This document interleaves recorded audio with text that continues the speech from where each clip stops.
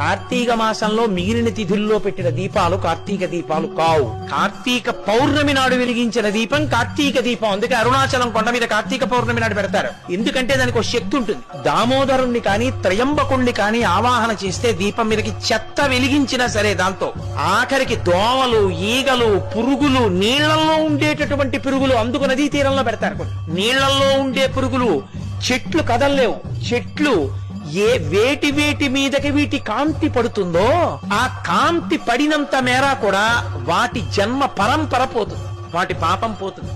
పోయి అవి పరమేశ్వరుడికి దగ్గరైపోయి వచ్చే జన్మలో పరమేశ్వరుణ్ణి చేరిపోవడానికి వీలుగా శాస్త్రాధ్యయనము చేయగలిగిన ఉత్తమ జన్మ కలుగుతుంది. కార్తీక దీపం పెట్టే అధికారం ఒక్క మనుష్యులకు మాత్రమే, మిగిలిన ప్రాణులు పెట్టలేవు. కార్తీక దీపం పెట్టి సమస్త ప్రాణికోటిని ఉద్ధరించాలి రేపు మనుష్యులు. కార్తీక మాసంలో మిగిలిన తిథుల్లో